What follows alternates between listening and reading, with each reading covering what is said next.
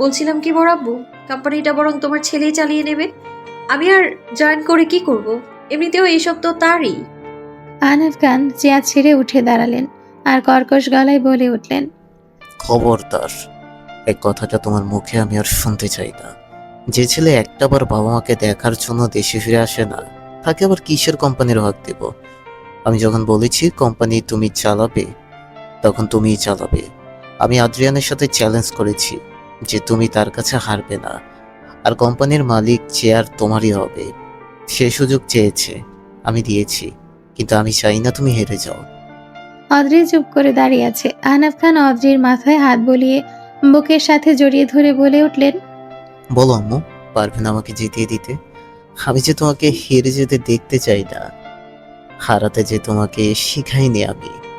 অদ্রি মুচকি হেসে বলল, পারবো। আমি কাল থেকে অফিসে যাব, আর তোমার ছেলেকে 16 ঘাটের পানি খাওয়াবো।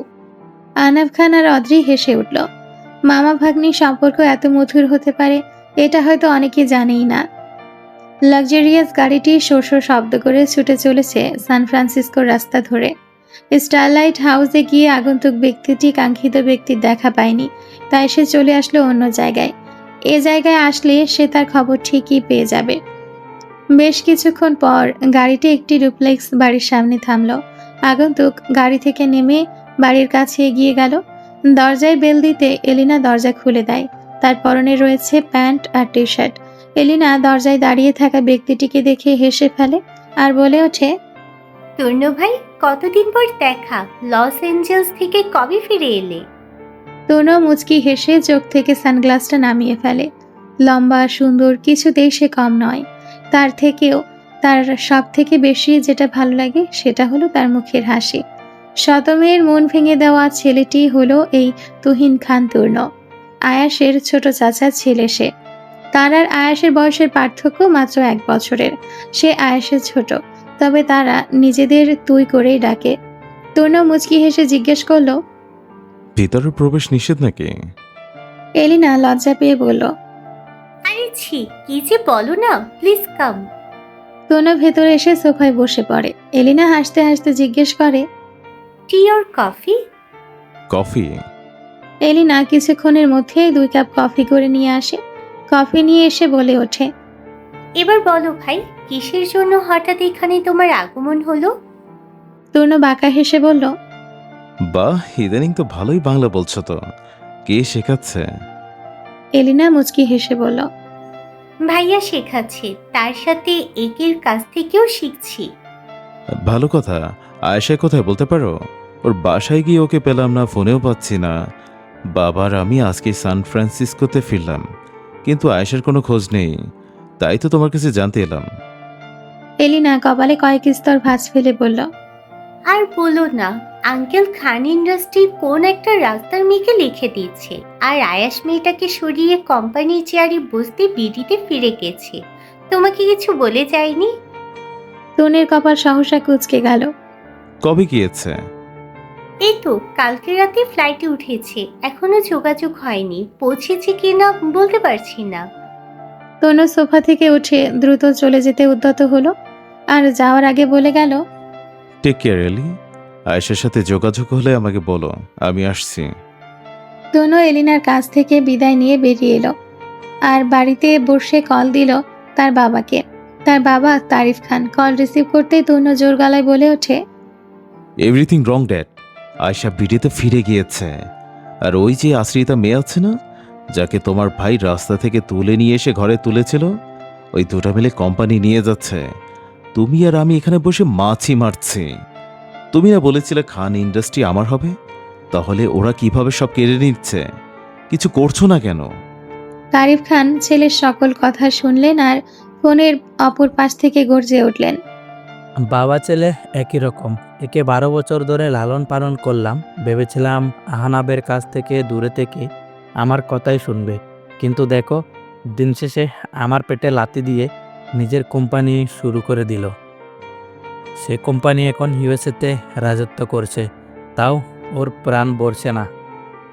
এখন আবার কান ইন্ডাস্ট্রিও চাই। আর ওই রাস্তার মেয়েকে ছুড়ে ফেলে দিব কান বাড়িতে। তনু তেতে উঠে বলল, সেটাই বা করবে কি করে? তারিফ খান বাঁকা হেসে বললেন, পাসপোর্ট রেডি করেছি, সপরিবার এবার বাংলাদেশে ফিরবো। আহানাবকে সরানো তোর কাজ, বাকিটা আমি দেখে নিব। তনু বাঁকা হেসে বলল। আই লাভ ইউ ড্যাড, আমি আসছি বাসায়। তনু কল কেটে গাড়ি স্টার্ট দিল আর গাড়ি চালাতে চালাতে বলল, আদ্রিয়ান খান আয়াস, এবার সময় এসেছে পুরো পরিবারকে উপরে পাঠানোর। Just wait and watch. Luxurious গাড়িটি ছুটে চলতে শুরু করলো ফাঁকা রাস্তা দিয়ে। এবার কি তবে শুরু হবে এক অন্য যুদ্ধ? রাত প্রায় 9টা। খান বাড়ির সকলে একসাথে খাবার খায়। আহনাফ খান অদ্রির রুমে আসলেন তাকে ডাকতে, কিন্তু মেয়েটা ঘরে নেই। আহনাফ খান কপাল কুঁচকে তাকিয়ে রয়েছেন। ঘড়ির দিকে তাকিয়ে হাঁটা দিলেন সদর দরজার দিকে। আহনাফ খানকে নিচে আসতে দেখে আসমা খান স্বামীর কাছে চলে যায় এবং জিজ্ঞেস করে, কিছু খুঁজছেন? আমাকে বলুন, আমি এনে দিচ্ছি। তিনি সদর দরজার দিকে তাকিয়ে বললেন, আরুনিকা কোথায় বলতে পারো? মেয়েটা শান্তি দিবে না মনে হয়। ও বড় হচ্ছে আর আমার ওকে নিয়ে চিন্তা বাড়ছে। যাকে নিয়ে চিন্তা করছেন সে পুরো ভার্সিটির সামনে 3টে ছেলেকে ধোলাই দিয়ে ফেমাস হয়ে গেছে। আয়াসের কণ্ঠ পেয়ে আহনাফ খান পেছনে ফিরে তাকালেন আর কপালে ভাঁজ ফেলে জিজ্ঞেস করলেন, মানে কি বলতে চাইছো তুমি? আয়াস দু পকেটে হাত গুজে এগিয়ে আসলো আর পকেট থেকে ফোন বের করে এগিয়ে দিল। আহনাফ খান আর আসমা খান ফোনের দিকে তাকিয়ে আছেন, যেখানে দেখা যাচ্ছে অদ্রি কিভাবে 3টে ছেলেকে রাস্তায় ফেলে মারছে আর লোকজন দাঁড়িয়ে দাঁড়িয়ে মজা নিচ্ছে যেন এটা কোনো শো। আহনাফ খান দেখলেন ইতিমধ্যে সোশ্যাল মিডিয়ায় এই ভিডিওটা ভাইরাল হয়ে গিয়েছে। মেয়ে রাস্তায় মারামারি করছে, ব্যাপারটা তিনি মানতে পারলেন না। তেজ দেখানো খারাপ নয়, কিন্তু অনেকে কমেন্টে বাজে কথা বলছে যেটা তার গায়ে লেগেছে। তিনি তার রাগকে ঢেকে নিজের ফোনটা বের করলেন। আয়াস মনে করেছিল এবার অদৃশ্য শেষ, কিন্তু তাকে অবাক করে দিয়ে তিনি ফোন দিলেন তার পিএকে। তার পিএ সেলিম ফোন ধরতে তিনি গর্জে ওঠেন। সেলিম, তুমি কি নাকে তেল দিয়ে ঘুরছো? সেলিম একজন প্রাপ্তবয়স্ক পুরুষ। সে ঘাবড়ে গিয়ে বলল, না তো স্যার। কেন স্যার, কি হয়েছে? আমার মেয়ের মারামারির ভিডিও ভাইরাল হয়ে গেল। সবাই বাজে আর ভালো মন্তব্য করলো, অথচ তুমি আমাকে একটাবার জানালে না। তোমাকে 5 মিনিট সময় দিলাম, যেভাবে পারো ভিডিওটি ডিলিট করাও। যদি এই ভিডিওর সূত্র ধরে আরুনিকাকে পুলিশ অ্যারেস্ট করে তখন কি করব? আমি চাই না আমার মেয়ের নামে বদনাম উঠুক। সেলিম ভদ্রলোককে কথা বলার সুযোগটুকু পর্যন্ত দেননি তিনি। এরই মধ্যে অদ্রি বাসায় ফিরল। তার একটা বন্ধুর এমার্জেন্সি হসপিটালে যাওয়া লেগেছিল, তাই সে তার সাথে গিয়েছে। অদ্রি অন্যের বিপদ সহ্য করতে পারে না। আহনাফ খান তাকে সঠিক শিক্ষাই দিয়েছেন, কিন্তু সঙ্গীবিহীন বড় হয়ে ওঠায় আর ছেলেদের সাথে মিশে তার অনেক গুণ ছেলেদের মতো হয়ে গেছে, কিন্তু কোনো বাজে অভ্যেস নেই। অদ্রি ডাইনিংয়ে আসতেই আহনাফ খান তাকে আটকে দেয় আর ধমকে বলে ওঠেন, আজকাল মারামারি করছো ভার্সিটিতে। ভার্সিটি কি মারামারি করার জায়গা? ভিডিও ভাইরালও হয়ে যাচ্ছে। এতটা উচ্ছন্ন হতে তো তোমাকে বলিনি। মান সম্মান না ডুবালেও পারতে। অদ্রি মাথা নিচু করে আছে, তার চোখ টলমলো করে উঠছে। আহনাফ খান কখনোই তাকে ধমকে কথা বলেনি আজ পর্যন্ত। অদ্রি বহুবার মারামারি করে বাসায় এসেছে, কিন্তু কখনো আহনাফ খান জানতে পারেনি। তাহলে আজ জানলো কিভাবে? এরই মধ্যে আসমা খান অদ্রির কাছে এগিয়ে এসে বললেন, কেন করিস এমন? বাবা রেগে গেল তো? আদ্রিয়ান না বললে তো আমরা জানতেই পারতাম না। ভালো হয়েছে ও বলেছে, আর তোর বড় আব্বু সব ঠিক করে দিয়েছে। অদ্রি কথাটা শোনা মাত্র আদ্রিয়ানের দিকে তাকালো। সে এখন ইমাম খানের সাথে হেসে কথা বলছে। অদ্রি দাঁত কিরমির করে ফিসফিস করে বলে উঠল, শালা খাম্বার বাচ্চা, তোর খাম্বাগিরি যদি আমি না ছুটাইছি তাইলে আমার নামও অদ্রি না। শালা বেইমান, আমাকে কিডন্যাপ করার কথা সবার থেকে লুকিয়ে বাঁচিয়ে দিলাম, আর মির্জাফর কোথাকার আমাকেই ফাঁসিয়ে দিল। এই কালসাপের লেজ না কেটে না আমি শান্ত হব না। দেখে নিস তুই খাম্বাওয়ালা, এরপর তোর একদিন আর আমার যে কয়দিন লাগে। রাগ অভিমান এসব করা মানুষের কর্ম। রাগ তার উপরেই করা যায় যার প্রতি ভালোবাসাটাও তীব্র থাকে। এই বদ্ধ হৃদয়ে আমরা শুধু একটু ভালোবাসার প্রতীক্ষা করেই বেঁচে থাকি। সেই মানুষের একটু বকাও আমাদের শান্তি দেয় না, যা অভিমানকে তীব্র থেকে তীব্র করে তোলে। অদ্রি বদ্ধ ঘরে নিজেকে আবদ্ধ করে বসে আছে। মূলত তার রাগ হলো আহনাফ খান তাকে বকা দিয়েছে। বাইরে সবাই তাকে ডাকতে ডাকতে ক্লান্ত হয়ে পড়েছে, আর অদ্রি ভেতরে বসে রাগে ফুঁসছে। শালা কালসাপ, আমাকে বোকা খাওয়ানো, মামার ছাওয়াল, তোকে যদি আমি শিক্ষা না দিয়েছি তবে আমার নাম আরুণিকা খান অদ্রি নয়। অদ্রির আগে ফুঁসতে ফুঁসতে দেওয়ালের জোরে ঘুষি মেরে দেয়। এরকম কয়েকবার করার ফলে তার হাত থেকে অল্প রক্ত বেরিয়ে ফ্লোরে গড়িয়ে পড়ে। আসমা খান আঁতকে উঠেন রুম থেকে আওয়াজ পেয়ে। তিনি করিডর থেকে ডাক ছাড়লেন। কে কোথায় আছো? এক্ষুনি এখানে এসো। মেয়েটা যে ঘরে ভাঙচুর করছে তার সাথে দেয়ালে মারার আওয়াজ পাওয়া যাচ্ছে। কি করছে মেয়েটা? তাড়াতাড়ি এসো সবাই। আসমা খানের আহাজারি শুনে সবাই নিজ নিজ ঘর থেকে বেরিয়ে আসলো।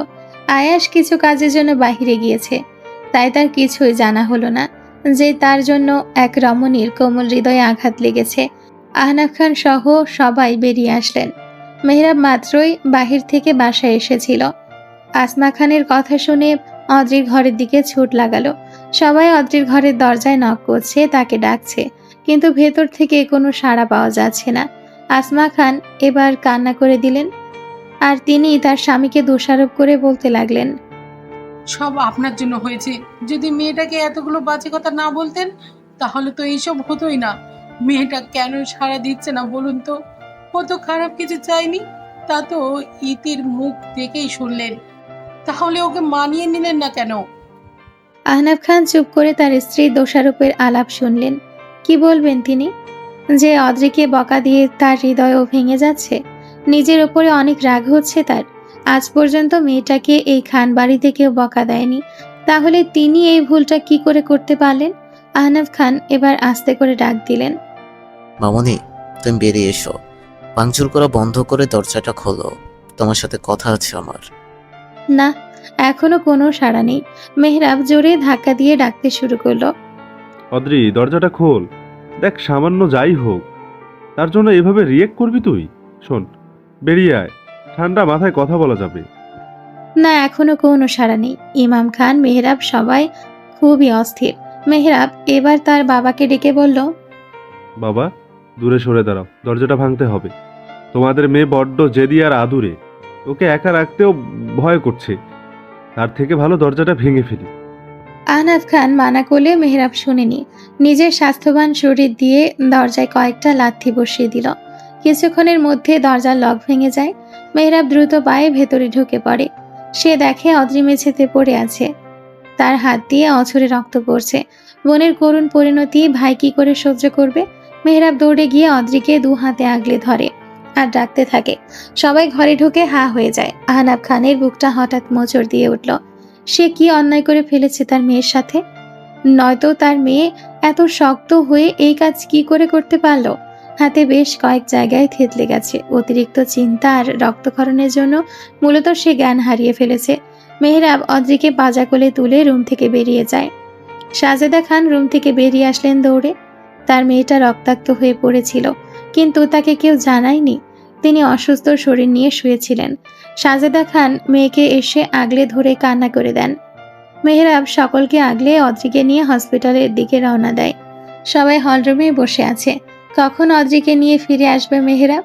সাজেদা খান কান্না করছেন আর আসমা খান তাকে বোঝাচ্ছেন। ইতিও বসে বসে বোনের জন্য অশ্রু ঝরাচ্ছে।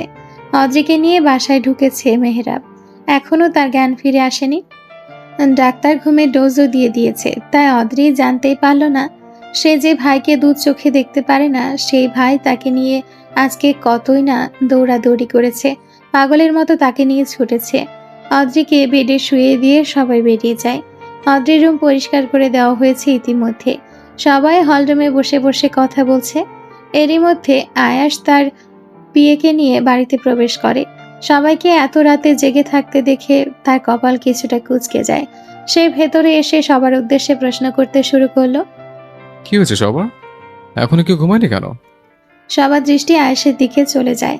তাকে দেখে কেউ অবাক না হলেও মেহরাব ঠিকই হয়েছে। সে আয়াসকে দেখে অবাক নেত্রে তাকিয়ে আছে আর মনে মনে বলে ওঠে, অবশেষে আদ্রিয়ান খান আয়াস সেই খান বাড়িতেও চলে আসলো।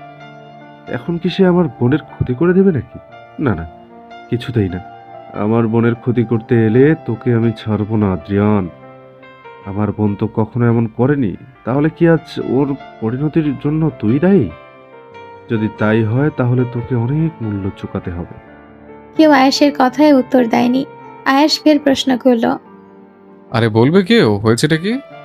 আসমা খান এগিয়ে এসে ছেলের পানে দাঁড়ালেন আর চোখ থেকে অশ্রু মুছে বললেন, আদ্রি ওর রুমে ভাঙচুর করেছে, নিজেকে রক্তাক্ত করেছে। ওকে নিয়ে সবাই হাসপাতালে দৌড়াদৌড়ি করছিল।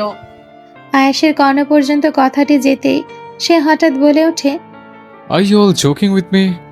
এত কিছু হয়ে গেল আর একটাবার জানানোর প্রয়োজন মনে করলে না? বাড়ির একজন অসুস্থ আর আমি এখন জানতে পারছি। How funny. ইতি এবার তার কান্না থামিয়ে চশমাটা ঠিক করে নিল আর সবার অগোচরে ফিসফিস করে বলে উঠল, যার জন্য এত কিছু হলো সেই বলছে তাকে কেন জানানো হলো না, তার জন্য আজ আমার বোনটার এই অবস্থা। ইতির কথা কেউ না শুনলেও মেহরাব ঠিকই শুনেছে। ইতির কথা শুনে তার কপাল কুঁচকে গেল আর হাত হয়ে উঠল মুষ্টিবদ্ধ। আয়াস সিঁড়ির উপরে উঠে যায়। অদ্রির ঘরের দরজায় হাত দিতে মেহরাব আয়াসের কলার চেপে ধরে দু হাত দিয়ে আর হিসিয়ে বলে ওঠে, আমি জানি না তুই আমার বোনের সাথে কি করেছিস বা জানতেও চাই না। তোর জন্য আমার বোনের আজ এই পরিণতি। কেন ফিরে এসেছিস? সম্পত্তির লোভ থাকলে আগে কেন বলিসনি? এখন কি আমার বোনটাকেই শেষ করা বাকি তোর? আয়াস ক্ষীণ হাসল আর বলল, shut down your mouth brother. আমি তো শুধু উপকার করতে চেয়েছিলাম। তোমাদের আদরে যে এত তেজ তা জানতাম না। সে বড্ড অবুঝ, আমাকে শেষ না করে নিজের ক্ষতি করে বসলো। She is a very foolish girl. Mehrab আয়াসকে ঝটকা মেরে সরিয়ে দেয় আর আঙ্গুল তুলে তেজ নিয়ে বলে ওঠে, লাস্ট ওয়ার্নিং দিচ্ছি তোকে, আমার বোনের থেকে 100 হাত দূরে থাকবি। মেহরাব চলে যেতে আয়াস বাঁকা হাসি দেয় আর বদ্ধ দরজার দিকে তাকিয়ে বলে ওঠে, 100 হাত দূরে তো ইম্পসিবল। আমাদের মধ্যে 1 ইঞ্চিও গ্যাপ থাকবে না ব্রাদার। হৃদয়ের গহনে হবে তোমার বোনের বসবাস। আয়াস আর অদ্রির কাছে যায়নি। সবাই নিজেদের মতো ঘরে চলে গেছে। অদ্রি নিজ রুমে কাউকে ঘুমাতে দেয় না। সে নিজেকে বড়ই মনে করে। বড়রা কখনোই কাউকে নিয়ে ঘুমায় না তাই। রাত প্রায় গভীর। একজোড়া নির্ঘুম চোখ তাকিয়ে আছে মায়াময় মুখের দিকে, যেন এই ঘুমিয়ে জড়িত কোনার দর্শনে তার নিদ্রা পরিপূর্ণ হয়ে যাবে। পুরো ঘর তখন অন্ধকার। একজোড়া হাত আহত হাতটাকে আঁকড়ে ধরল আর নিজের অধর দ্বারা সেখানে ভালোবাসার স্পর্শ দিয়ে দিল, যেন বুঝিয়ে দিল, আমাকে আঘাত করে ছিন্ন বিচ্ছিন্ন করে দাও, তাও তুমি নিজের ক্ষতি করো না। তোমার মাঝে যে এক অধমের প্রাণভোমরা লুকিয়ে আছে। ঘুমে আচ্ছন্ন অদ্রি কিছুই উপলব্ধি করতে পারল না। অচেনা ব্যক্তি পরম যত্নে অদ্রির মাথায় হাত বুলিয়ে দিল, কপালে ভালোবাসার চিহ্ন দিয়ে ফিসফিস করে বলে উঠল, ভেবেছিলাম তোমার কাছে আসবো না, কিন্তু কেন যেন মন মানল না। কি জাদু আছে তোমার মাঝে যে আমাকে এভাবে আকর্ষিত করে তুলল? আমার প্রতি তোমার এত রাগ কেন? ছোটবেলায় যদি অবুঝ না হতাম তাহলে তোমাকে ছেড়ে যেতাম না।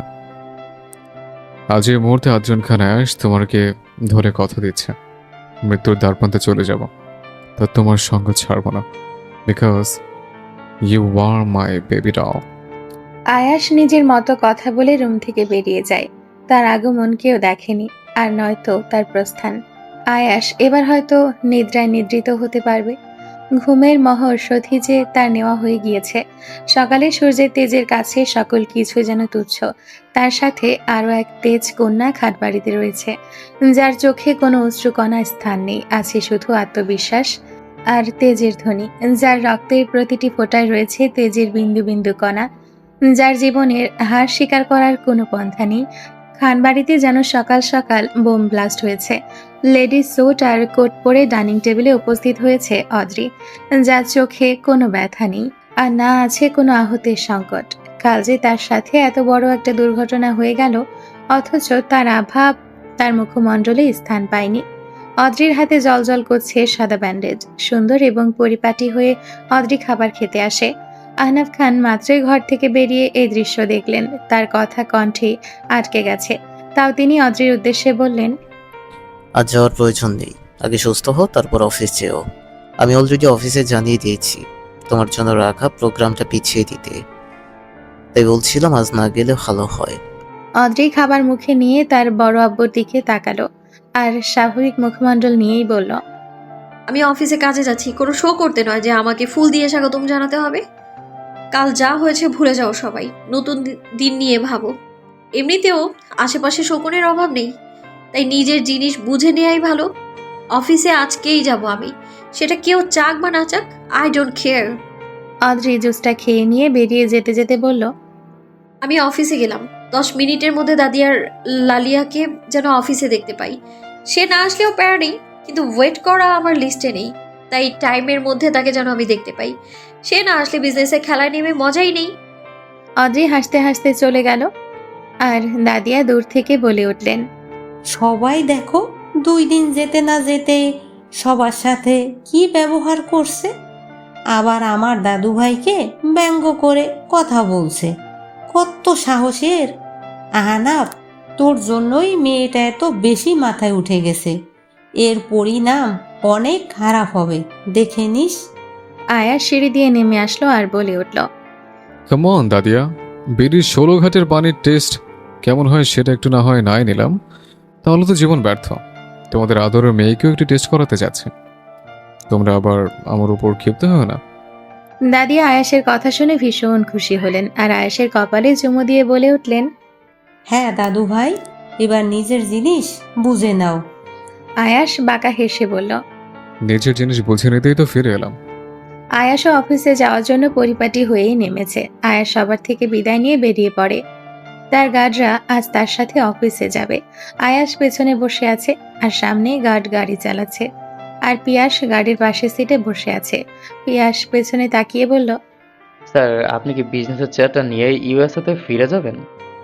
আয়াস নিজের ফোন থেকে চোখটা সরিয়ে পিয়াসের দিকে তাকালো আর বাঁকা হেসে বলল, শুধু বিজনেসের চেয়ার নয়, সে চেয়ারে মালকিনকেও সাথে নিয়ে যাব, কারণ দুটোই আদ্রিয়ান খান আয়াসের ব্যক্তিগত সম্পত্তি। পিয়াস শুকনো মুখে বিষম খেল। আয়াস ফের মজা ছলে বলল, আরে পিয়াস, এখনই বিষম খেলে চলবে? বিষম খাওয়ার মতো তো এখনো কিছু করলাম না, জাস্ট ওয়েট অ্যান্ড ওয়াচ। আয়াসের অধরে ফুটে উঠেছে শয়তানি হাসি চিহ্ন। পিয়াস নিজের মনে বলে উঠল, এবার কে বাঁচাবে ম্যামকে? অদ্রিতা নিজস্ব গাড়ি নিয়ে অফিসে পৌঁছে গেছে। 7 তলা বিশিষ্ট বড় বিল্ডিং ঘিরে অফিস। এটা ছাড়াও ঢাকার আশেপাশে আর বাহিরে আরো 3টে অফিস রয়েছে। মেইন অফিসে এসেছে অদ্রি। চোখে কালো সানগ্লাস রেখে ভেতরে প্রবেশ করলো অদ্রি। অফিসের ভেতরে প্রবেশ করতে আহনাফ খানের পিএ সেলিম দৌড়ে এসেছে ফুলের তোড়া নিয়ে। ওয়েলকাম ম্যাডাম, আপনার নিউ অফিসে চেয়ার রেডি আছে। আগে আপনি বোর্ড মিটিং অ্যাটেন্ড করুন, এরপর আপনাকে আপনার কেবিনটা দেখিয়ে দিব। অদ্রি ফুলের তোড়াটা নিয়ে হাসি মুখে সেলিম ভদ্রলোককে বলল, আঙ্কেল, আপনি কেন চিন্তা করছেন? আর আমাকে আপনি করে কেন বলছেন? অদ্রি বলে ডাকুন বা মামুনি বলে ডাকুন। আপনি করে বলে আমার একদমই ভালো লাগবে না। সেলিম আঙ্কেল মুচকি হেসে বললেন, আপনি অনেক ভালো ম্যাম, কিন্তু অফিসের রুলস অনুযায়ী আমাকে ম্যাম বলেই ডাকতে হবে। আর অফিসের বাইরে না হয় মামুনি বলে ডাকবো। অদ্রির বলার মতো আর কোনো শব্দ অবশিষ্ট নেই, তাই সে মুচকি হেসে সম্মতি দিল। সেলিম আঙ্কেল অদ্রিকে নিয়ে মিটিং রুমে প্রবেশ করে। সবাই দাঁড়িয়ে অদ্রিকে সম্মান জানায়। মালিকের চেয়ারটা ফাঁকা পড়ে আছে। এই চেয়ারে একসময় আহনাফ খান বসতেন, আর আজ রক্তের সম্পর্ক ছাড়াও তাতে নাম লিখিয়ে নিল অদ্রি। অদ্রি চেয়ারে হাত বুলিয়ে বসে পড়ে। এর থেকে আনন্দের অনুভূতি কি বা হতে পারে তার জানা নেই। এখন শুধু নিজেকে যোগ্য প্রমাণ করাই তার কাজ।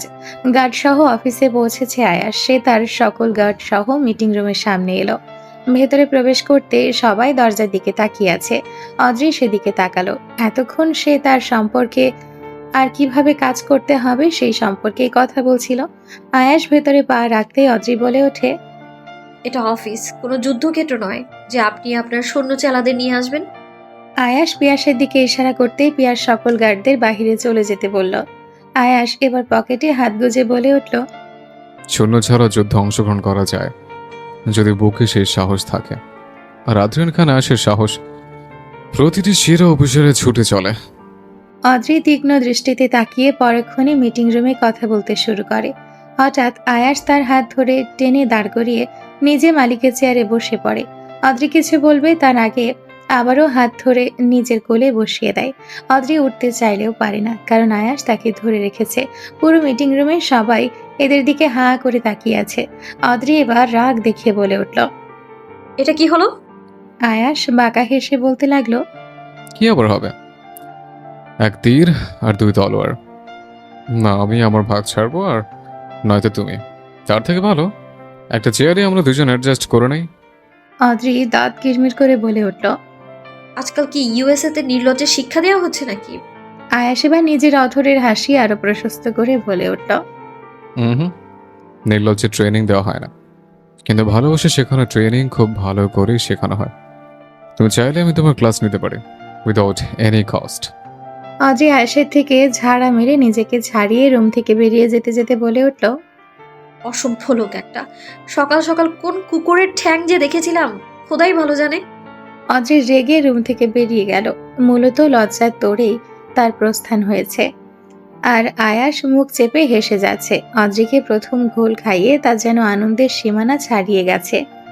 ধীরে ধীরে সময় ফুরিয়ে যায়। সময়ের সাথে সাথে কিছু শান্তি উপহার দিয়ে অশান্তিতে নিক্ষেপ করে যায় আমাদের। অদ্রির জীবনে কি আসতে যাচ্ছে তার কোনো অনুমানই তার নেই। তার ধ্যান জ্ঞান একটাই, আদ্রিয়ান খান আয়াসকে তার সীমানাটা বুঝিয়ে দেওয়া। আগুন পানি কখনো একসাথে থাকতে পারবে না। আয়াস তা জেনেও মরণ খেলায় নেমেছে। বন্দিনীতে রূপান্তরিত করতে গিয়ে সে বন্দী হয়ে যাবে না তো? অদ্রি নিজ কেবিনে বসে ল্যাপটপে বসে কাজ করছিল। এরই মধ্যে সেলিম আঙ্কেল এসে দরজায় নক করলেন। ম্যাম, স্যার বলছিল আপনার জন্য পারফেক্ট একজন পিএ নিযুক্ত করতে। আমরা দেখে নিয়েছি কয়েকজনই আপনার পিএ হতে ইচ্ছুক। আপনি যদি একটু বিবেচনা করে নিতেন। অদ্রি নিজের দৃষ্টি ল্যাপটপ থেকে সরিয়ে তার দিকে তাকিয়ে মুচকি হাসল। হাসির মাধ্যমে যেন সম্মতি দিয়ে দিল সে। অদ্রি আবারও কাজ করছে। এক এক করে দুজন তার কাছে এসে ইন্টারভিউ দিয়ে গেছে, কিন্তু তার কাউকেই মনে হচ্ছে না। অদ্রি চাই নিখুঁত একজন সঙ্গী, যে কিনা তার মতোই হবে। অদ্রি নিজের মতো এই সকল কিছুই ভাবছে। এরই মধ্যে একটা মেয়ে দরজায় নক করে প্রবেশ করে। অদ্রি মেয়েটার দিকে তাকিয়ে আছে। তার মতো লম্বা দেখতে একটা মেয়ে, চুলগুলো ঘাড় সমান, চোখগুলো ভাসা ভাসা, আর মুখে মিষ্টি হাসি। অদ্রি মেয়েটাকে খুঁটিয়ে দেখছে। হঠাৎ মেয়েটা নিচে ফ্লোরে পড়ে যায়। অদ্রি যেই তাকে ধরতে যাবে তার আগে মেয়েটা ঝটপট উঠে পড়ে আর হাসি হাসি মুখ নিয়ে অদ্রির সামনে চেয়ারে বসে পড়ে। অদ্রি ভ্রুকুচকে তাকিয়ে আছে। মেয়েটা বহু কষ্টে তার কোমরে ব্যথাটা চেপে রেখেছে। হঠাৎ মেয়েটা ফিসফিস করে বলে উঠল, শালার কুত্তা মরা কপাল, আর দিন পাইল না মান ইজ্জত খাওয়ার। আর চাকরি হইছে, আজ থেকে 3 রাস্তার মোড়ে চা বিক্রি করবো। অদ্রি কথাগুলো শুনেছে আর মুখ চেপে হেসে যাচ্ছে। মেয়েটা বোকা বোকা চোখে তাকিয়ে বলে উঠল, ম্যাডাম, আপনি হাসছেন কেন? আমি পড়ে গেলাম বলে? অদ্রি নিজের হাসি থামিয়ে বলল, সরি, আসলে অনুমনস্ক হয়ে গিয়েছিলাম। তোমার পরিচয়টা বলো। মেয়েটিও হাসি মুখে বলে উঠল, জি ম্যাডাম, আমার নাম সিনহা আহমেদ সুহা। আমি গ্রামে থাকতাম পরিবার নিয়ে। এখন পড়ালেখা শেষের দিকে চলে এসেছে, তাই একটা জব খুঁজছি। অদ্রি বুঝতে পারল মেয়েটার আর্থিক অবস্থা ভালো নয়। কেন যেন তার অনেক খারাপ লাগছিল। তাও তার কাজ হলো একজন যোগ্য ব্যক্তিকে কাজে রাখা। মেয়েটার এডুকেশনাল কোয়ালিফিকেশন দুর্দান্ত। অদ্রি মেয়েটির দিকে তাকিয়ে বাঁকা হাসি দিল আর বলল, শুনো সুহা, তোমার বাকি সকল কিছু আমি বাদ দিলাম, কিন্তু আমার পিএ হয়ে কাজ করতে হলে না, তোমাকে 24 ঘন্টা আমার সাথেই থাকতে হবে। তার থেকে বেশি যে কাজটা করতে হবে সেটা হলো আদ্রিয়ান খান আয়াসের পিএকে ঘোল খাওয়ানো। আমার শত্রুর আশেপাশে যে থাকবে সেও আমার শত্রু। পারবে ওই পিএর নাম খাতা থেকে সরিয়ে দিতে? সুহা মুচকি হেসে বলে উঠল, ম্যাডাম, একবার শুধু সুযোগ দিন, ওই পিয়ে 14 গোষ্ঠীর নাম ভুলিয়ে দেব। সুহা আপনার নাম রাখবে ম্যাডাম। সুহার অ্যাটিটিউড অদ্রির পছন্দ হয়েছে। এবার সে চেয়ারে ভার ছেড়ে দিল। সুহা, তোমার জব ফাইনাল। কাল থেকে চাইলে জয়েন করতে পারো। সুহা খুশিতে লাফিয়ে উঠতে গিয়ে আবারও চেয়ারে থেকে উল্টে পড়ে গেল। অদ্রি তাকে ধরে ওঠায়। সুহা ব্যথায় চোখ মুখ কুঁচকে রেখেছে। তা কোমরে হাত রেখে বলে উঠল, ম্যাডাম ছাড়ুন, আমি ঠিক আছি। এটা বড় কোনো বিষয় নয়। জন্মের পর মুহূর্ত দায়ী আমাকে ফেলে দিয়েছিল। সেই যে পড়া শুরু হয়েছে, এখনো থামছে না। এত বছর যখন বেঁচে আছি, তাহলে পরেও বেঁচেই থাকবো। দোয়া করবেন কেমন? কাল তাহলে দেখা হচ্ছে ম্যাডাম। বাসায় গিয়ে ওই ব্যাটার বিরুদ্ধে ছক কষতে হবে। কাল এসে প্ল্যান বলবো। সুহা যেতে অদ্রি হাসতে হাসতে চেয়ারে বসে পড়ে। অদ্রি বড় জানালার কাছে এগিয়ে গিয়ে দাঁড়ালো আর বাঁকা হেসে বলে উঠল, mister Adrian Khan Ayas, let's begin our game start. Then you become loss every way. Adri হয়তো তার খেলার ছক তৈরি করে ফেলেছে। আয়াস যদি তাকে একটা জায়গায় ঘোল খাওয়ায়, তাহলে সে তাকে ঘোলের পুকুরে চুবিয়ে মারবে। আয়াস আজ তাকে পুরো মিটিং রুমে যে ইনসাল্ট করলো, তার জবাব সে দিবেই দিবে। পরদিন সকালে সূর্য উঠতেই অদ্রি চিৎকার চেঁচামেচি শুরু করে দিয়েছে। কারণ তার চেয়ারে বসে আয়াস ব্রেকফাস্ট করছে। অদ্রির জন্য বরাদ্দকৃত চেয়ারে বসে কেউ কখনো খাবার খায় না। আজ আয়াস আরামসে বসে খাবার খাচ্ছে। হে ইউ, আপনার সাহস তো কম নয়। আমার চেয়ারে বসে কেন খাচ্ছেন? আপনি জানেন না এটা আমার চেয়ার? আমি জানি। আয়াসের স্বাভাবিক উত্তর। অদ্রি রাগে গজগজ করে বলে উঠল। হোয়াট? জানেন তারপরেও কেন বসেছেন? আয়াস চেয়ারের আশেপাশে দেখে বলে উঠল। কারণ নাম লেখা দেখিনি, তাই বসে পড়েছে। আপনার নাম থাকলে উঠে যেতাম। আছে নাকি কোথাও নাম? অদ্রি রাগে বলে উঠল। এই খান বাড়িতে আসার পর থেকে আপনি আমার পেছনে পড়ে আছেন। আপনার প্রবলেমটা কি রে ভাই? আয়াস তাচ্ছিল্য করে বলে ওঠে। আজকালকার যুগের ভাইয়া, দুদিন পর হয়ে যাবে ছাইয়া। অদ্রি রাগে ফুঁসছে। এর মধ্যে মেহরাব নিচে নেমে আসে। অদ্রিকে রেগে থাকতে দেখে সে বলে উঠল। এখানে আছেটা কি? আর এত বাক বিতর্ক কিসের জন্য? আয়াস নিজে চুলগুলো ঠিক করতে করতে বলে ফেলল। তোমার বোনে চেয়ার ছাড়া খায় না, আর এখানে তার নাম লেখা নেই। এখন আমি চেয়ারটা দিব কেন? যদি এতে প্রবলেম হয় তাহলে তাকে বলো আমার কোলে বসে খাবার খেতে, এতে আমার কোনো প্রবলেম নেই। আয়াসের অধরে দুষ্টুমির আভাস স্পষ্ট। মেহরাবের মাথাও গরম হয়ে গেছে। নিজের বোনকে নিয়ে বাজে কথা শুনলে কার ভালো লাগতে পারে? পেছন থেকে পিয়াস নিজ মনে বলে ওঠে। হে মাবুদ, আজ কোন ঝড়ের পূর্ববার্তা দিচ্ছ? হৃৎপিণ্ডটা যে 360 ডিগ্রিতে লাফাচ্ছে। আয়াস আবারও অদ্রিকে রাগিয়ে মজা লুটে গেল, কিন্তু অদ্রি এখনো কিছুই করল না। কিন্তু কেন? রুকো যারা, সবার করো। আমাদের অদ্রি ইটের জবাব পাটকেল দিয়ে দিতে জানে। অদ্রি বেরিয়ে যেতে আয়াস নিজের খাবার শেষ করে বেরিয়ে পড়ল। আজ গুরুত্বপূর্ণ একটা মিটিং ডাকা হয়েছে। আয়াস নিজের গার্ডদের নিয়ে গাড়িতে উঠল, কিন্তু গাড়ি স্টার্ট দিচ্ছে না। পরপর 3টে গাড়ির একই দশা। আয়াস গাড়ি থেকে নেমে দাঁড়ালো। বেশ কিছুক্ষণ পর্যবেক্ষণ করেই বুঝতে পারল প্রতিটি গাড়িরই টায়ার পাংচার করে দেওয়া হয়েছে। এবার আয়াসের মেজাজ তুঙ্গে। সে গার্ডদের সাথে রাগারাগি করছে। এরই মধ্যে অদ্রি নিজের গাড়ি নিয়ে বেরিয়ে যাচ্ছিল। আয়াসকে দাঁড়িয়ে থাকতে দেখে সে গাড়ি থেকে নিচে নেমে এগিয়ে আসে আর মিথ্যা অভিনয় করে বলে উঠল। আয় হায়, মিস্টার আদ্রিয়ান খান আয়াস, আপনার টায়ার কে পাংচার করে দিল? ওপস, আপনার টায়ার নয়, গাড়ির টায়ার কে পাংচার করে দিল বলুন তো? এমন তো হয়নি যে আপনি একজনকে খুব বেশি জ্বালাতন করছেন, তার বিনিময়ে সে এমনটা করলো? নেক্সট টাইম এমন করবেন না, কেমন? অদ্রির অধজুড়ে ছড়িয়ে আছে বাঁকা হাসির রেখা। সে তার অ্যাটিটিউড ধরে রাখলো। আয়েশের সামনে সানগ্লাস পরে মুখ ভেঙচি কেটে চলে গেল গাড়ি নিয়ে। আয়েশের প্রচুর রাগ লাগছে। সে মেয়েটাকে তার আসক্তি বোঝাতে চাইছে, আর মেয়েটা তার পিছুই পড়ে আছে। এর একটা বিহিত সে করবেই সময় আসলে। গার্ডরা দ্রুত হাতে টায়ার ঠিক করে নিয়েছে। আয়াস গাড়িতে বসেছে। তার মেজাজ প্রচুর খারাপ। এরই মধ্যে পিয়াস বোকা হাসি দিয়ে জিজ্ঞেস করলো। হ্যাঁ স্যার, ম্যামকে ঘোল খাওয়ানোটা বোধহয় ঠিক হয়নি। দেখলেন না ইটের জবাব কেমন পাটকেলে ঠুকে ঠুকে দিল? আয়াস রাগী স্বর নিয়ে বলে উঠল। স্টুপিড কোথাকার, তুই কি আমার বিয়ে নাকি ওই আদ্রির চামচা? পিয়াস করুণ মুখ নিয়ে বলল। স্যার, আপনার নুন খেয়ে আমি বদনাম করব না।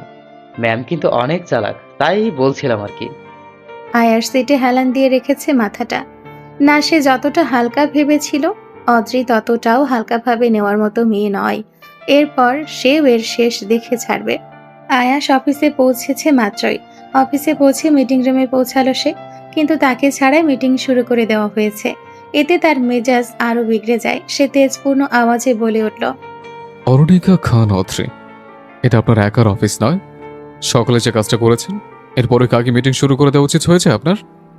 চেয়ার কিন্তু এখন আপনার হয়ে যায়নি, তিনি নিজের লিমিটের মধ্যেই থাকুন। অদ্রি তাচ্ছিল্যের হাসি দিয়ে ব্যঙ্গ করে বলে উঠল। মিস্টার আদ্রিয়ান খান আয়াস, আপনিও ভুলে যাবেন না আপনি কার পেছনে লাগছেন। আপনি ইট মারবেন আর আমি তা খেয়ে যাব, এটা ভাবলেন কি করে আপনি? আপনি একটা দিলে আর তার 4 গুণ আমি ফিরিয়ে দিব, এটাই আমার ক্যারেক্টার। আয়াস সজোরে দরজা আটকে চলে যায় তার কেবিনে। মালিকের কেবিন এখনো কাউকে দেওয়া হয়নি। এদের দুজনের মধ্যে যে যোগ্য বলে বিবেচিত হবে সেই পাবে এই খান ইন্ডাস্ট্রির চেয়ার আর সকল শেয়ার। অদ্রি নিজের মতো মিটিং শেষ করলো। এখন কেবিনে গিয়ে ফ্রেশ হয়ে কিছু খেয়ে নিয়ে বের হবে সে। অদ্রি তার পিএকে খাবার আনতে পাঠিয়ে ওয়াশরুমে চলে গেল।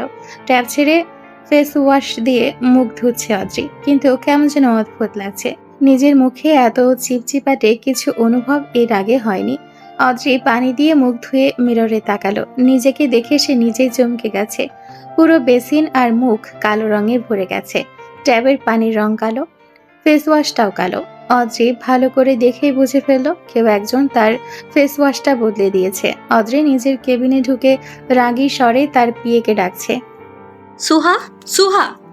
সুহা দৌড়ে আসলো অদ্রির ডাকে। কেবিনে প্রবেশ করেই কালো রঙের একজন মানুষকে এভাবে তাকিয়ে থাকতে দেখে সুহা বিপরীত মুখে আবারও দৌড় দিতে গিয়ে ফ্লোরে সজোরে পড়ে গেল আর চিৎকার করে বলে উঠল। অদ্রির মেজাজ এবার যেন আর ঠিক রাখা সম্ভব নয়। সে সুহাকে ধমকে উঠল। সুহা, এটা আমি অদ্রি। আর যদি বাজে কথা বলেছো তো তোমাকে তো আমি দেখে নেব। সুহা নিজ বুকে থুথু দিয়ে বলে উঠল। ও ম্যাডাম, আপনি? আল্লাগো, এসব কি করে হলো? দাঁড়ান, আমি আপনার জন্য টাওয়েল নিয়ে আসছি। সুহা টাওয়াল নিয়ে এসে অদ্রিকে দিল, কিন্তু কালো রংটা উঠছেই না। এত ঘষেও লাভ হচ্ছে না। এমন সময় দরজায় কারো কণ্ঠ পাওয়া গেল। লাভ নেই, কোনো কিছু করে লাভ নেই। ইউএসএ থেকে ইম্পোর্ট করে আনা হয়েছে এ রং, 2 দিন আগে উঠবে না। অদ্রি দরজায় তাকিয়ে দেখতে পেল আয়াস দরজায় হেলান দিয়ে মুচকি হাসছে আর আপেল খাচ্ছে। অদ্রি তেড়ে গেল আয়াসের কাছে, তার মুখে রং মাখাবে। তার আগে আয়াস ধরে ফেলে অদ্রির হাত আর বাঁকা হেসে বলে ওঠে। ছি, আহনাব খানের মেয়ে, একটা অবলা ছেলেকে রং মাখাতে তোমার বিবেকে বাঁচছে না? আহনাব খান তোমাকে কি এ শিক্ষাই দিয়েছে? অদ্রি হিসিয়ে বলে উঠল। আমি ছাড়বো না আপনাকে, আপনাকে আমি ডুবিয়ে মারবো। অদ্রি নিজের স্কার্ফ দিয়ে মুখটা ঢেকে কেবিন থেকে বেরিয়ে যায় আর তার সাথে সাথে সোহাও বেরিয়ে যায়। সোহা চলে যেতে পিয়াস কেবিনে প্রবেশ করে। ততক্ষণে আয়াস অদ্রির চেয়ারে বসে পায়ের উপর পা তুলে আরামে বসে আপেল খাচ্ছে। আর তার মুখ দেখে মনে হচ্ছে তার থেকে উৎফুল্ল মেজাজে আর কেউ নেই। পিয়াস উৎসুক হয়ে বলে উঠল। স্যার, ম্যামের চাঁদের মতো মুখ কালি মেখে দিলেন। এখন যদি তার মুখের কিছু হয়ে যায়? আয়াস ভ্রুকুচকে বলল। তুই কি কখনো ভালো হবি না পিয়াস? পিয়াস কাচুমাচু হয়ে বলল। কেন স্যার, আমি তো যথেষ্ট ভদ্র ছেলে। তুই ভদ্র ঠিকই, কিন্তু আহাম্মক। নিজের বউর ক্ষতি কেউ করে?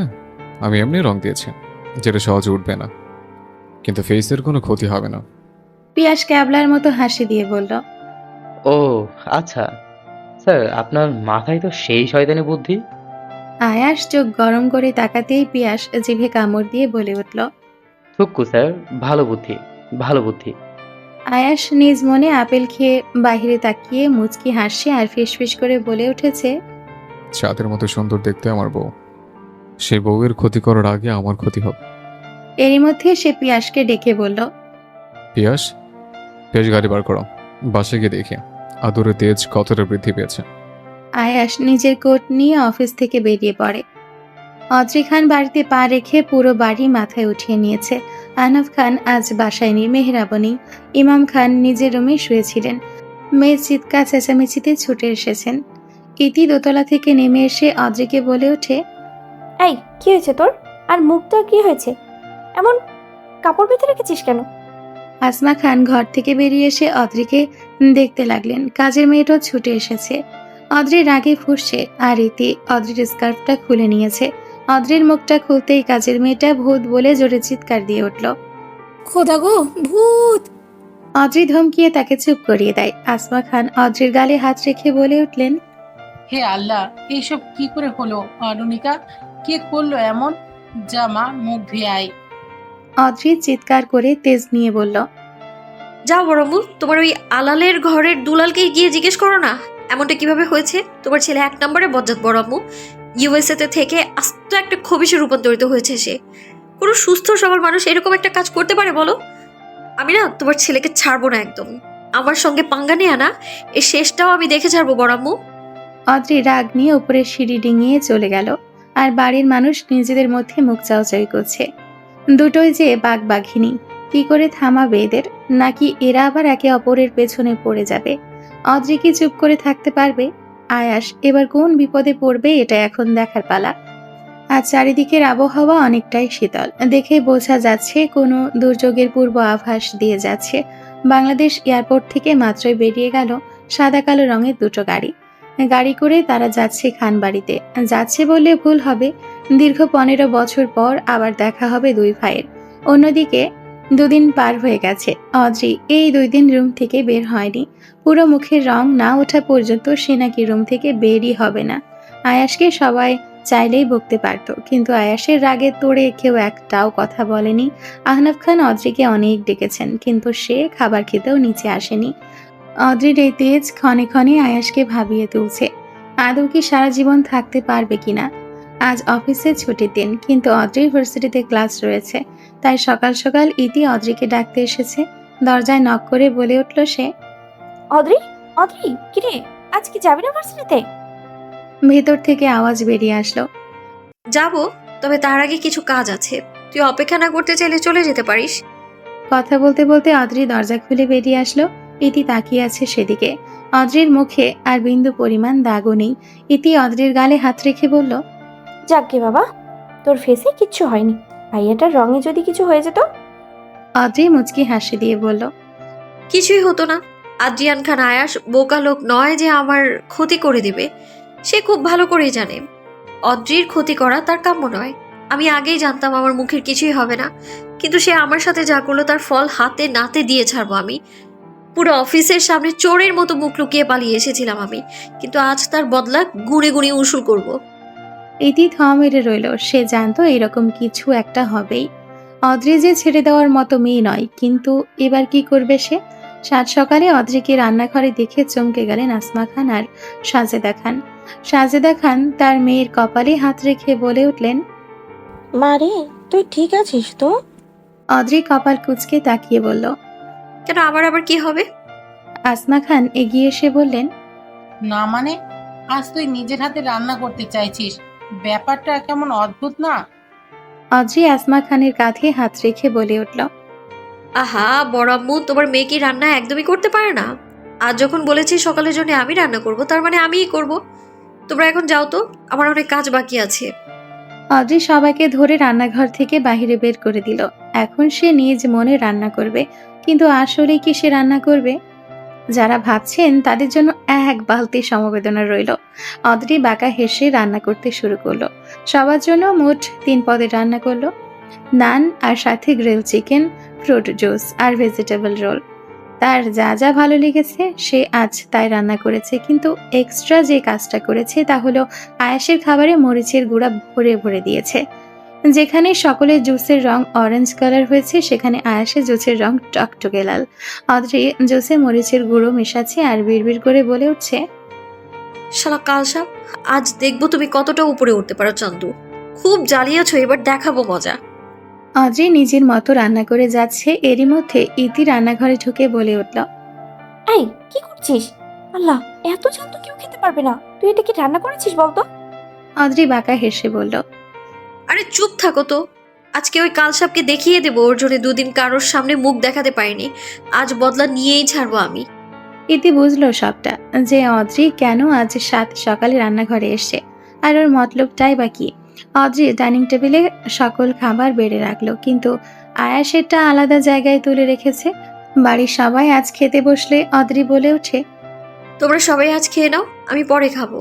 সবাই খাবার খেয়ে যে যার কাজে চলে যাচ্ছে, কিন্তু আয়াস এখনো নিচে নেমে আসেনি। অদ্রি তো সেই কখন থেকে অপেক্ষা করছে, কিন্তু তার আসার নামই নেই। অদ্রিকে এভাবে সিঁড়ির দিকে তাকিয়ে থাকতে দেখে ইতি হাসতে হাসতে গাইতে শুরু করলো, তোমরা কুঞ্জ সাজাও গো, আজ আমার প্রাণনাথ আসিতে পারে। অদ্রি চোখ গরম করে তাকাতেই ইতি চুপ হয়ে যায়। অদ্রি নিজের টানা টানা চোখে তাকিয়ে আছে, এরই মধ্যে আয়াস নিচে নেমে আসে, কালো ডেনিম আর টি শার্ট পরে। আয়াসকে আসতে দেখে অদ্রিকে আর পাইকে কাজের মেয়ে মর্জিনাকে দিয়ে অদ্রি খাবারগুলো টেবিলে রেখে দিয়েছে। আয়াস চেয়ার টেনে বসে পড়ে, খাবারগুলো দেখে বলে ওঠে, মর্জিনা, এই খাবারগুলো সরিয়ে নিয়ে যাও। আজ আমি ভারী খাবার খাবো না। ব্রেড আর বাটার দাও, সাথে অরেঞ্জ জুস। অদ্রি তো এবার কান্না পাওয়ার মতো দশা হয়ে যাচ্ছে। এত কষ্ট করে এত কিছু রান্না করলো, আর কালসাপটা কিছুই খাবে না। অদ্রি এগিয়ে এসে আয়াসের উদ্দেশ্যে বলল, আজ বাড়ির সকলেই এই খাবার খেয়েছে, তাই আপনাকে ওইটাই খেতে হবে, নাকি আমি বানিয়েছি বলে খাবেন না? আয়াস অদ্রির মুখের দিকে তাকালো। 2 দিন পর মায়ায় ভরা মুখের দেখা পেল সে। এ যেন এক অন্য রকমের অনুভূতি। 2 দিন অদ্রি নিচে খাবার খেতে আসেনি, তাই সে আজ দেরি করে এসেছে। যাকে দেখার জন্য তাড়াতাড়ি খেতে আসা, সে যদি না থাকে তাহলে তাড়াতাড়ি এসে লাভটা কি? আয়াস অধরে বাঁকা হাসি রেখে বলে উঠল, আজ সূর্য কোন দিক দিয়ে উঠেছে যে আমাকে এত ভালোবেসে খাওয়ানো হচ্ছে? নাকি অন্য কোনো কারণ আছে? অদ্রি গা ছাড়া ভাব নিয়ে বলল, আর কি কারণ থাকতে পারে? না খেলে খাবেন না? এমনিতেও আমার বানানো খাবার খাওয়া আপনার কাম্য নয়। আয়াস মুচকি হেসে বলে উঠল, বিষ এনে দিলেও বিনা বাক্যে খেয়ে নেব। আর এটা তো সামান্য খাবার, এ যেন এক অমৃত বাবার মতো অনুভূতি। আয়াসের মুখের এমন কথা অদ্রি আশা করেনি। এক পলকে তার মনে হলো সকল খাবার সরিয়ে ভালো খাবারগুলো এনে দিতে। পরক্ষণেই মনে হলো সে কেন পাল্টে দিবে? এই কাল সাপটা তার সাথে অনেক অন্যায় করেছে, এইটুকু শাস্তি তার পাওনায় রয়েছে। আয়াস খাবে এমন সময় পিয়া শেষে বলে উঠল, স্যার, আপনার চাচা আর আপনার বন্ধুরা সবাই খানবাড়ির কাছে চলে এসেছে। আয়াস পিয়াসের দিকে তাকিয়ে তার ছেলের হাসি দিল। সে জানতো এই দিনটা বেশি দেরি নেই, তাই সেও গা ছাড়া ভাব ধরে খেতে শুরু করলো। একটা বাইট দিয়ে সে অদ্রির মুখের দিকে তাকালো। আয়াসের চোখ লাল হয়ে গেছে। আসমা খান ডাইনিং এ এসে ছেলেকে এভাবে তাকিয়ে থাকতে দেখে বলে উঠলেন, বাবা কি হয়েছে তোর? রান্না তো তেমন একটা ঝাল হয়নি, খেতে কি সমস্যা হচ্ছে? আয়াস আর কোনো কথা বলল না, মাথাটা নিচু করে চুপচাপ খেয়ে নিল। মরিচের গুঁড়ো দেওয়া লাল টকটকে জুসটাও আয়াস বিনা বাক্যে খেয়ে নিল। এত ঝাল দেওয়া কোনো খাবার আজ পর্যন্ত কেউ খেতে পারবে না। অদ্রি চোখ বড় বড় করে তাকিয়ে আছে। আয়াসের চোখ আর ঠোঁট লাল হয়ে রয়েছে। আসমা খান ছেলের মুখের অবস্থা দেখে আঁতকে উঠলেন। পিয়াসও আহাম্মকের মতো তাকিয়ে আছে, কিন্তু আয়াসের দৃষ্টি অদ্রির চোখে সীমাবদ্ধ। আয়াস চেয়ার থেকে উঠে দাঁড়ায়। এরই মধ্যে খানবাড়ির সদর দরজায় কিছু মানুষের পদচিহ্নের ধ্বনি পাওয়া যায়। আয়াসের মাথাটা কেমন ঢুলছে। সে চেয়ারের সাথে বেঁচে পড়ে যাওয়ার আগেই একজোড়া মেলি হাত তাকে আঁকড়ে ধরে আর কোমল কণ্ঠে বলে ওঠে, একে, আর ইউ অলরাইট? কি হয়েছে তোর? একে, তুই আবার ভুলে ঝাল খেয়ে ফেলিসনি তো? তোর চোখ মুখ কেমন দেখাচ্ছে কেন? আয়াস কিছুই বলল না, সে শুধু তাকিয়ে রইল অদ্রির দিকে। সাদিফ আর রাহাত দৌড়ে আসলো আয়াসের দিকে। অদ্রির মুখটাও কেমন থমথমে হয়ে গেছে। সামান্য ঝালের কারণে একটা মানুষের অবস্থা কি এতটা করুণ হতে পারে? এলিনা এবার বাড়ির সকলের উদ্দেশ্যে বলে উঠল, কেউ একটু মিষ্টি কিছু নিয়ে এসো, ও মনে হয় ঝাল লেগেছে। আয়েশের কিন্তু ঝালে অ্যালার্জি আছে। অ্যালার্জির ব্যাপারটা অদ্রির অজানা ছিল। সে জানলে হয়তো এই কাজটা করতো না। এলিনার কথা শুনে আয়াস মুচকি হাসলো আর একটু দূরে দাঁড়িয়ে বলল, এলি, আই এম অলরাইট। আর মিষ্টি খেলে আমার ঝাল কমবে না, কিন্তু যে মিষ্টি খেলে আমার ঝাল কমে যাবে আমি ঠিক সেটা খুঁজে নেব। মূল্যবান মিষ্টি বলে কথা, সেটা আবার সব জায়গায় পাওয়া যায় না। অদ্রি বুঝলো না আয়াসের কথার মানে, কিন্তু আয়াসের অথরে বাঁকা হাসি সে ঠিকই দেখেছে। আয়াস কোনো কথা না বলে নিজ রুমে চলে যায় আর অদ্রি থ মেরে দাঁড়িয়ে আছে। আয়াসের সকল বন্ধুরা তার সাথে দেখা আর বাংলাদেশে ঘুরতেও এসেছে। আসমা খান সবাইকে ভেতরে নিয়ে গেলেন। এমন সময় আহনাফ খান নিজ ঘর থেকে বেরিয়ে এলেন। 15 বছর পর নিজের ছোট ভাইকে খান বাড়িতে দাঁড়িয়ে থাকতে দেখে তার হৃৎপিণ্ডটা থমকে গেছে। তারিফ খান বড় ভাইয়ের সম্মুখে এসে দাঁড়ালেন আর মুচকি হেসে বলে উঠলেন, কেমন আছো ভাইজান? আহনাফ খান না চাওয়া সত্ত্বেও জবাব দিলেন। আলহামদুলিল্লাহ। তারিফ খান দীর্ঘ নিঃশ্বাস ছেড়ে বললেন, জানি ভাইজান, 15 বছর আমি বাংলাদেশে পা রাখিনি, হয়তো সে কারণেই রাগ করে আসো। বাঁচবই বা কতদিন? সকল কিছু ভুলে গেলে কি হয় না? আহনাফ খানের চোখটা কেমন ছলছল করে উঠল। তিনি লম্বা শ্বাস নিয়ে বললেন, হঠাৎ তোমাদের সকলের আগমন হলো যে? আরনিকার চেয়ারে বসার খবর শুনেই সবাই বাংলাদেশে ফিরে এসেছো, তাই না? তারিফ খান কিছু বলবেন তার আগেই আমিনা খান নিজ ঘর থেকে বেরিয়ে এসে বলে উঠলেন, তো ফিরে আসবে না কেন? এই খানবাড়ি কি ওদের নয়? এই কোম্পানির উপর কি ওদের অধিকার নেই? সকল কিছুই যখন আছে তাহলে ফিরে আসবে না কেন? আহনাফ খান চুপ করে আছেন। আসমা খানও নিশ্চুপ। ইমাম খান মাত্র বসার ঘরে এসেছেন। ইতি অদ্রি দূরে দাঁড়িয়ে আছে। আহনাফ খান এবার বলতে শুরু করলেন, এই খান কোম্পানি আমাদের কারোর নয়। আমি যে এত বছর মালিক হিসেবে ছিলাম, এই কোম্পানি তাও আমার নয়। এই কথাটা বাড়ির সবাই হয়তো জানে না। যেহেতু জানে না, তাই আলাদাভাবে জানাতে চাইছি না। এখন আমার দায়িত্ব যার কোম্পানি তার হাতে তুলে দেয়া। আমার ছেলে এত বছর পর এসে কোম্পানির হাত চেয়েছে, আমি সুযোগ দিয়েছি, কিন্তু আমি জানি দিন শেষে এই কোম্পানি কার হবে। এখন তারিফের ছেলে যদি কোম্পানির হাত চায়, তাহলে আমি বলবো আগে নিজেকে প্রমাণ করতে, আমার ছেলে আর আরুনিকাকে হারাতে, তারপর সেই কোম্পানির হাত পাবে। তারিফ যদি চায় তাহলে কাল থেকে ওর ছেলেকে অফিসে পাঠাতে পারে। আহনাফ খান আর সেখানে দাঁড়ালেন না। অদ্রি বুঝল না, এই কোম্পানি যদি তার বড় আব্বুর না হয় তাহলে এই কোম্পানি কার? কে এই খান ইন্ডাস্ট্রির আসল মালিক? তারিফ খান ভাইয়ের প্রস্থান দেখলেন আর নিজ মনে বলে উঠলেন, সেটাই বড় ভাইজান, এই কোম্পানি আর খানবাড়ি সব আমার ছেলের হবে। না তোমরা থাকবে আর নয়তো সব বাক হবে। আগে আশ্রিতা মেয়েটাকে বাড়ি থেকে বের করব, অফিসের চেয়ার থেকেও টেনে হিচড়ে নামিয়ে ছাড়ব। সকল সম্পত্তি আমাদের হবে আর তোমাদের কপালে জুটবে মৃত্যুর ঘণ্টা। সবাই এতক্ষণ দাঁড়িয়ে আহনাফ খানের কথাই শুনে গেল। আমিনা খান নিজের ছোট ছেলেকে বুকের সাথে আগলে ধরলেন। এখন ওর সদর দরজায় তূর্ণ দাঁড়িয়ে আছে। তার ধ্যান অন্য দুনিয়ায় ভ্রমণ করছে। প্রথম দেখায় তূর্ণের হৃদয় ভেঙে গুড়িয়ে গেছে। তার দৃষ্টি আটকে গেছে এক অপরূপা মেয়েটার দিকে। দৃষ্টি যেন থামবে না, পলক যেন স্থির হয়ে রয়েছে। জনম চলে যাক, তো এই মেয়েটির থেকে তার দৃষ্টি না সরুক। সহসা তূর্ণের হাত চলে গেল বুকের বাপাশে। অদ্রি এবার আর সেখানে দাঁড়ালো না। তার এখন ভার্সিটিতে যাওয়া লাগবে। তাই সে ব্যাগ আনতে নিজ রুমে চলে যায়। অদ্রি চলে যেতে তনু মুচকি হেসে বলে ওঠে, উফ, বেরিতে আমার জন্য এত বড় সারপ্রাইজ রয়েছে, আমি তো সেটার আভাস পর্যন্ত পাইনি। এই কি সে আশ্রিতা যাকে আমি মারতে চেয়েছি, বা তাকে সরাতেই বাংলাদেশে পা রাখা? No, never. আমি কখনই একে আঘাত করতে পারবো না। এক নিমিষেই কন্যা তহিল খান তরুণের হৃদয় ভূমিকম্প সৃষ্টি করে দিয়েছে।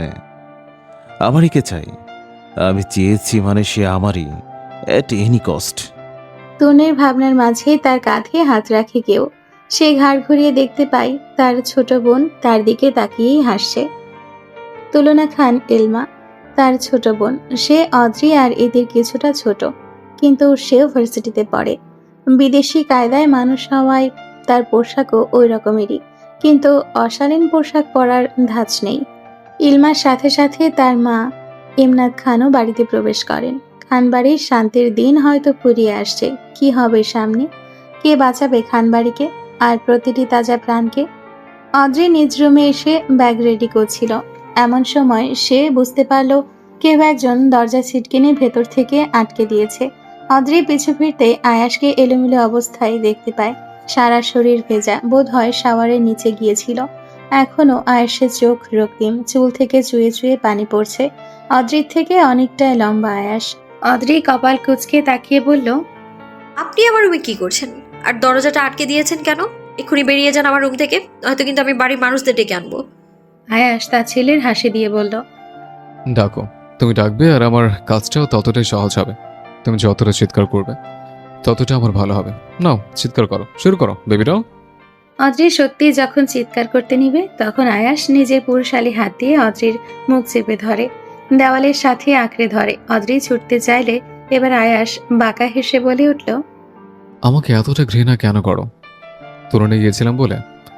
আমি কিন্তু যথেষ্ট জেন্টলম্যান, কিন্তু সেটা সবার জন্য, তোমার জন্য নয়। তুমি আজ আবার যে কাজটা করলে, এর বদলে কি শাস্তি দেওয়া যায় বলো তো? আয়াসের প্রতিটি নিঃশ্বাস অদ্রির মুখে আছড়ে পড়ছে। আয়াস খুব সুন্দর করে অদ্রির সামনের চুলগুলো কানের পেছনে গুজে দিয়ে অদ্রির হাত পেছনের দিকে দিয়ে চেপে ধরে আর নিজের অধর জোড়া অদ্রির কোমল অধরের কাছে নিয়ে যায়। অদ্রি চোখ জোড়া সহজরে বন্ধ করে নেয়। এরই মধ্যে আয়াস অধরে অধর আঁকড়ে ধরেছে, কিন্তু বেশিক্ষণের জন্য নয়। অদ্রিকে ছেড়ে দিয়েছে সে। অদ্রি আঙ্গুল তুলে গর্জে উঠে বলল, আপনার সাহস তো কম নয়, ছি! আপনি এতটা নির্লজ্জ বেহায়া একটা মেয়ের সাথে জোর জবরদস্তি করছেন। এটাকে পুরুষত্ব বলে না আদ্রিয়ান খান আয়াস, এটাকে কাপুরুষের লক্ষণ বলে। এখন যদি আমি বাড়ির সকলকে এই কথাটা বলি তাহলে কি হবে ভেবে দেখেছেন? আয়াস বাঁকা হেসে অদ্রির দিকে এগিয়ে আসে আর তার কানের কাছে ফিসফিস করে বলে ওঠে, চাইলেই বলতে পারো বেবিটাও, বলেছিলাম না সবার জন্য ভদ্র হলেও তোমার জন্য নয়। কথা দিলাম আমি তোমাকে প্রথম চেয়েছি, আর দিন শেষে তুমি আমারই হবে। বিয়ে হয়ে গেলে গোনাটা মৌকুব হয়ে যাবে, তাই টেনশন করো না। বাই দ্য ওয়ে, মিষ্টির টেস্টটা কিন্তু ভালো ছিল। অদ্রি রাগে ফুঁসছে আর গর্জে বলে উঠল, আমি মরে যাব তাও আপনাকে বিয়ে করব না। আপনার মতো ছেলেকে বিয়ে করা থেকে রাস্তার কুকুরকে বিয়ে করা অনেক ভালো। আয়াস বাঁকা হেসে বলল, তাহলে রাস্তার সব কুকুরকে অন্য কোথাও পাঠানোর ব্যবস্থা করছে, না থাকবে কুকুর আর না তুমি বিয়ে করতে পারবে। তারপর তোমাকে আমাকে বিয়ে করতে হবে। এখন তুমি যদি মরে যেতে চাও যেতেই পারো, কিন্তু তুমি মরে গেলেও আমি তোমাকে বিয়ে করব, because I am obsessed with you my baby doll. অদ্রির মাথা খারাপ হয়ে যাচ্ছে। আয়াস চলে গেছে অদ্রির রুম থেকে, কিন্তু অদ্রি নিজের কানকে বিশ্বাস করতে পারছে না। আয়াস তার প্রতি আসক্ত, কিন্তু কিভাবে? এর মানে কি এই যে আয়াস তাকে নিজের করে প্রতিশোধ পূরণ করতে চাইছে? যা কিছু হয়ে যাক, সে আয়াসের জীবনের সাথে নিজেকে কখনো যুক্ত করবে না, মরে গেলেও না। এখন কি করবে সে? তার একটাই উপায় আছে, আয়াসকে তার সীমানা বুঝিয়ে দেওয়া, আর যা করা লাগবে তাই করে তার জীবন থেকে দূরে সরিয়ে দেওয়া। অপমানে লিপ্ত করলে আয়াস তার পিছু ছেড়ে দিতে পারে, এবার তাই করবে সে। অনুভূতি লুকিয়ে রাখলে সেটা দিন দিন বৃদ্ধি পায়, আর তা জাহির করলে মনে তৃপ্তি পাওয়া যায়। সাপ আর বেজির যেমন সম্পর্ক দৃঢ় হয় না, ঠিক তেমনই আয়াস আর অদ্রির সম্পর্ক দৃঢ় হয়ে উঠতে পারবে না। এরা মরে গেলেও একসাথে থাকতে ইচ্ছুক নয়। আয়াস তো তার আসক্তি জাহির করলো, অদ্রি কি তা গ্রহণ করবে কখনো? সকাল সকাল অদ্রি অফিসে যাওয়ার জন্য নিচে নেমে এসছে। যদিও আজ খাবার খাওয়া তার ভাগ্যে নেই। অদ্রি দ্রুত পায়ে সিঁড়ি দিয়ে নেমে বাড়ির বাহিরে পা রাখলো। এমন সময় আসমা খান ডাক দিয়ে উঠলেন, অরুণিকা মা, এই তুই চলে যাচ্ছিস কেন? খাবারটা খেয়ে পরে না হয় কাজে যেতিস। অদ্রিও গাড়ির চাবি নিয়ে চলে যেতে যেতেই বলে উঠল, আজ নয় বড় আম্মু, আজ মাহতাব গ্রুপের সাথে মিটিং আছে, এখন যেতে না পারলে সমস্যা হবে আমার। অদ্রি চলে যেতেই আসমা খান দীর্ঘশ্বাস ছাড়লেন। এমন সময় আয়াস চেয়ার থেকে উঠে বলে উঠল, আম্মু, তোমার মেয়ে বাড়ি ফিরলে বলে দিও, দুনিয়াতে সে ছাড়াও অনেক মানুষ কাজ করে। এভাবে না খেয়ে থাকলে তো অসুস্থ হয়ে পড়বে, তখন তাকে দেখবে কে? আয়াসের কথায় আয়নাফ খানের কাশি উঠে গেছে। তিনি পানি খেয়ে ছেলের পানে তাকালেন। পুরো পরিবারের দৃষ্টি এখন আয়াসের দিকে। যে আয়াস অদ্রিকে ছোটবেলা থেকে সহ্য করতে পারে না, তাকে দেখলে রেগে যেত, সেই আয়াস আজ অদ্রির শরীরের কথা ভাবছে। সবাইকে তার দিকে তাকিয়ে থাকতে দেখে আয়াস কপাল কুঁচকে তাকিয়ে বলল, এইভাবে তাকানোর কি আছে? আগে কখনো আমাকে দেখোনি? সামান্য একটু কথা বলে বাড়ির মানুষের যে চেহারা দেখতে পাচ্ছে, এতে করে তো বোবা হয়ে উঠে ঘরে বসে থাকতে হবে, তাই বলে মনে হচ্ছে। আয়াস চেয়ার থেকে উঠে কিছুটা দূরে এগিয়ে যায় আর নিজের বুকে হাত রেখে লম্বা শ্বাস ছেড়ে বিড়বিড় করে বলে উঠল, ইডিয়েট, মুখটা অসময়ে কেন খুললো কে জানে। বাড়ির মানুষ বুঝে গেলেই সমস্যা। আর এমনি তো ম্যাডামের যে শরীর, সারাক্ষণ বাতাসে উঠতে থাকে, না খেয়ে খেয়ে আরো চিকন হয়ে গেলে তাকে পাওয়াই মুশকিল হয়ে যাবে। আয়াস নিজের জ্যাকেটটা নিয়ে বেরিয়ে যাওয়ার আগে বাড়ির সকলের উদ্দেশ্যে বলে উঠল, আমি আসছি। আর তোর না, তুই সময় মতো অফিস চলে আসিস। আয়াস বেরিয়ে গেছে। পিয়াস গাড়ির সামনে দাঁড়িয়ে আছে, তার দৃষ্টি এমনভাবে চারদিকে নজর দিচ্ছে যেন তার দৃষ্টি সরলেই কোনো অঘটন ঘটে যাবে। আয়াস গাড়ির দরজায় হাত রাখতেই পিয়াস না দেখে বলে উঠেছে, এই কোন শালায় রে? আয়াস পিয়াসের দিকে দৃষ্টিপাত করে বলল, শালা নয়, তোর বাপ, ইডিয়েট। পিয়াস থতমত খেয়ে বোকা চাহনি নিয়ে বলে উঠল, ও স্যার, আপনি? আমি ভাবলাম কে না কে। তুমি তো আজকাল কত কিছু ভাবো। তোমাকে যে আমি কিছুদিন আগে একটা কাজ দিয়েছিলাম, সেটি কাদও হয়েছে নাকি না? পিয়াস থমথমে মুখে বলে উঠল, আসলে স্যার, ম্যামকে বাঁচাতে ইউএসএ তে যে কলটা আপনাকে করা হয়েছিল সেটা বিডির নাম্বার ছিল, ল্যান্ডলাইন নাম্বার ছিল কোনো রিসিপশনের, তাই কলটা কে করেছে সেটা জানা যাচ্ছে না। আয়াস কিছু একটা ভেবে গাড়িতে উঠে পড়ে। পিয়াস গাড়ি স্টার্ট দিয়েছে, কিন্তু আয়াস ভাবনায় মগ্ন। কে কল দিয়েছিল তাকে? অদ্রিকে সে সবার চোখের আড়ালে তার কাছে নিয়ে গেছিল। তাহলে কেউ জানলো কি করে যে সে এই কাজটা করেছে? বা বাংলাদেশ থেকে কেই বা কলটা দিতে পারে? আয়াসের সকল কিছু ঘোলাটে লাগছে। কেউ একজন তো আছে যে গোপনে গোপনে অদ্রিকে আগলে রাখছে, কিন্তু কে সে? অফিসে পৌঁছে অদ্রি মিটিং রুমের সামনে চলে আসলো, কিন্তু মিটিং রুম থেকে অনেক শব্দ শোনা যাচ্ছে। অদ্রি ভেতরে প্রবেশ করবে এমন সময় সেলিম আঙ্কেল বাহিরে বের হয়ে আসেন। অদ্রি এগিয়ে গিয়ে তাকে জিজ্ঞেস করলো, everything fine uncle? Selim uncle কপালের ঘামটুকু মুছে বললেন, মিস্টার মাহাতাব ঝামেলা করছে শেয়ার আর প্রফিট নিয়ে। অদ্রি সরু চোখে তাকিয়ে আছে। কোম্পানি তাদের হলে শেয়ার নিয়ে মাহতাব সাহেবের কি সমস্যা হতে পারে? সে ভেতরে প্রবেশ করে। চেয়ারের বিপরীতমুখী হয়ে কেউ একজন বসে আছে। অদ্রি দরজায় নক করে বলল, মিস্টার মাহতাব। সহসা চেয়ার থেকে দাঁড়িয়ে লোকটি পেছনে ফিরে তাকায়, যার চোখে ছিল তেজ, কঠোরতা আর তীব্রতা। কিন্তু অদ্রির দেখা পাওয়ার সাথে সাথে তার মুখটা স্বাভাবিক হয়ে গেল। চোখ জোড়া হয়ে উঠল স্থির। অদ্রি ভেতরে ঢুকে এগিয়ে এসে সম্মুখে দাঁড়িয়ে প্রশ্ন করল,